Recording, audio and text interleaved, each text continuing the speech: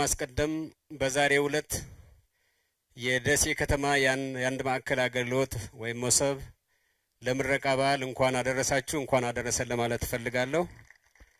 ክቡራን እንግዶቻችንም የመቸቻል ከተማ የአብሮነት ከተማ ወደ ሆነችው የፌደራል እንግዶች ማለቴ ነው እንኳን በሰላም መጣችሁ ለማለት እወዳለሁ። እንግዲህ የመሰብ አንድ ማዕከል አገልግሎት በዋነኛነት በክልላችንና በአገራችን እንዲስፋፋ የተፈለገበት ዋናው ምክንያት ፓርቲያችን ብልጽግና እንደዚሁም ደግሞ ቀደም ሲል እንደተገለጸው የኢንተርፕረነር መንግስታችን ከለያቸው የህዝብ ችግሮች ካላቸው ጉዳዮች ውስጥ አንዱ የአገልግሎት አሰጣጥ መሆኑ በጣም ታውቆ ያደረ ጉዳይ ነው።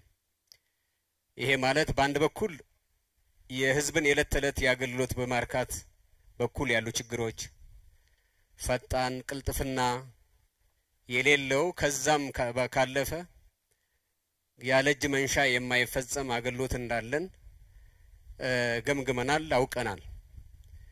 በሁለተኛ ደረጃ ደግሞ ልማቱን የሚደግፍ ሳይሆን የሚያደናቅፍ የሚያቀዛቅዝ የአገልግሎት አሰጣጥ እንዳለንም አውቀናል። ይሄ በአገር ደረጃ ጭምር ታውቆ የአገልግሎት አሰጣጥ ማሻሻያ ፕሮግራም ተነድፎለት በሁሉም የሀገራችን አካባቢዎች እንዲተገበር ለማድረግ በአገር አቀፍ ደረጃ ወይም በፌደራል ደረጃ አንድ የመሰብ የፈጣን አገልግሎት መስጫ ማዕከል ተቋቁሞ ሁሉም ክልሎችና ከተማ አስተዳደሮች እንዲያዩት እንዲጎበኙት ትምህርት እንዲወስዱበት ከተደረገና እያንዳንዱ አስተዳደር እርከን የሚገኘው አመራር ዓላማውን ከተገነዘበ በኋላ በሁሉም ክልሎች እና ከተማ አስተዳደሮች እንዲተገበር በክቡር ጠቅላይ ሚኒስትራችን በተቀመጠው አቅጣጫ መሰረት በተመሳሳይ መልኩ በክልላችንም ተግባራዊ እየተደረገ ይገኛል።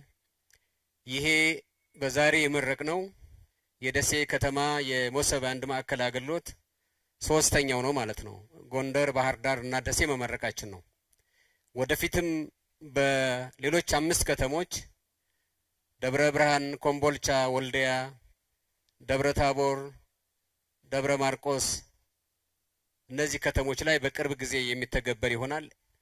ነገር ግን ዋናው አገልግሎት ተቀባያችን የሚገኘው ቀበሌ ላይ በመሆኑ ምክንያት ወይም ደግሞ በዝቅተኛ አስተዳደር ከን የሚገኝ በመሆኑ ምክንያት ይሄ ሞዴል የአገልግሎት መስጫ እና ምናልባት ስራ ነገራቸው ጉዳያቸው ወደዚህ የመሰብ አገልግሎት የሚመጡ ካልሆኑ በስተቀር ብዙ ህዝባችን በተለይም ደግሞ በዝቅተኛ የኑሮ ደረጃ የሚገኘው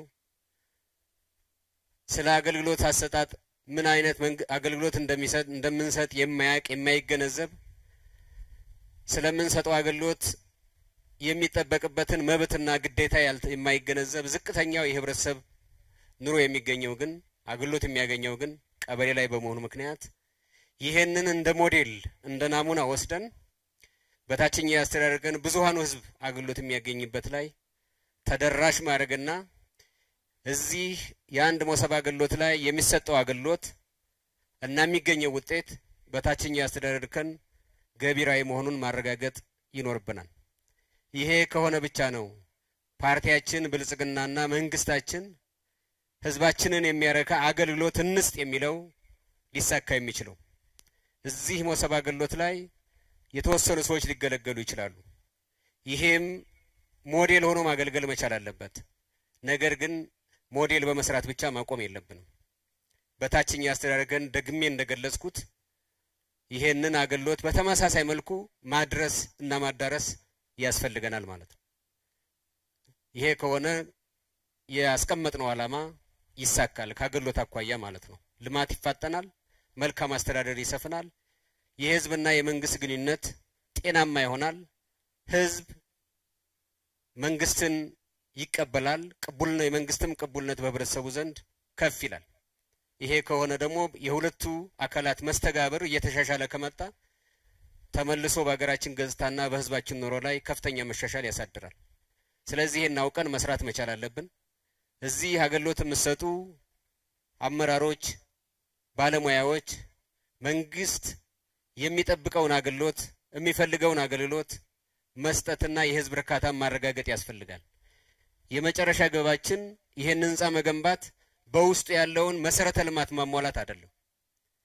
የመጨረሻ ግባችን የህዝብ ርካታን ማረጋገጥ ነው።